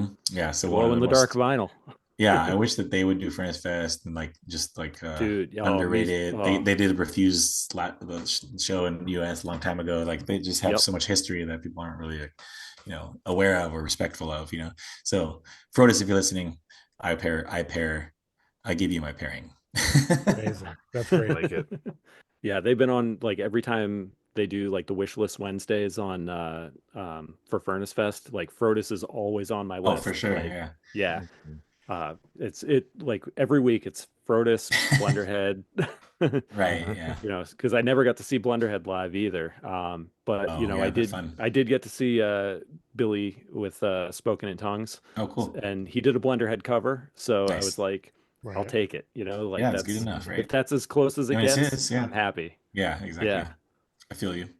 Is there a question no one's ever asked you that you've hoped and wanted to talk about something and no one ever goes there with you? Yes. Something you'd like, what is it? Go there now. That was the question. Oh. That was the answer. Yes, there is. Just kidding. Moving on. I don't know. I just wanted to answer it that way. I think why wish 42 somebody would ask me. I wish somebody would ask me blah blah blah, because yeah, I mean, it's tough because like you've got your own podcast, so it's like if there's a story you really wanted to tell, you could just tell it. In a sense, yeah. I mean, I think. Well, I've been fortunate to do that through the songs. Also, I realized. Right. I realized that we wrote this one in 2022 for Saint Didicus, and we recorded in 2023. But I didn't realize it at the time that I was writing and singing it. But after we recorded and I listened to it, I was like, oh, I guess this song is actually about my stepdad passing away. And I kind of like realized it after. It kind of like had the idea or the impetus that this was about some kind of theme like that, and I was like, oh, it's a story. I wrote a story about his life going from birth to death, womb to the tomb kind of thing. And I realized that after, because it was kind of like finally closure. And I had already written some songs about him throughout the band's career and stuff like that, different, bad childhood kind of stuff. And I was like, oh, this is like my closure song, so it's kind of like a question I was asking myself, what is the song about? So no one has ever asked me that question because the song hasn't been like yet. It still has yet to be released. We're like sitting on it. So that's one that's going to come out soon. And that's what that song is about. And it's like, no one's ever asked me like, did you ever I mean, I guess this is the reveal right now, because no one's ever asked me, did you ever have closure on those songs you wrote about your dad and Through Thick and Thin, or stuff like that? It's like, I don't think people always realize or ask those kind of things to artists. I think to people who write poetry or stories or songs, is like, that song means this. Like, they'll ask you if it's a controversial topic, because I got a lot of that because I was always trying to raise controversy coming from questioning faith and stuff like that in the youth group and stuff like that. So I did that through the music. I got in a lot of trouble from church folk for the stuff I was doing, but also like was able to raise a lot of relationships with people who had the same questions and people who weren't getting the same answers that I wasn't getting and stuff like that. So that was really cool through the band career. So writing songs about stuff that I cared about myself, or like that I was dealing with and never got answers to, it's good for, to ask myself that question. What's this song about? And I guess I found out that way when I heard it. So that was one. I guess that would be one, because no one ever asked me about that kind of stuff, So yeah, that answers that. That's awesome. We appreciate it. Perfect. Yeah. Thank you. You heard it here. Oh, now, do you have any like plans to, down the road, in the future? I mean, how distant future to, kind of release that? I mean, we have a couple of mixes that we're just kind of toying around with. Like I did all the vocal takes, and I think Danny's doing some mixes on it. But it's pretty much done. We're just trying to figure out when and how and what to do with it, because we're not on a record label, so we're just trying to figure out, should we get on one? Do you want to do that? Should we just stay like kind of independent the way we are? Because it's kind of like cool to have no string like that. But now it's like, we have a bunch of songs, we should like try to put a record out or something, Cool. So then maybe that's the next step, and that'll be one of them. Sweet. So yeah, absolutely no pressure, just curious. Yeah. I mean, I would love to. I would love to see it get out there, and maybe even on like. I'll put on vinyl. a little bit of pressure. I want to hear it. Yeah.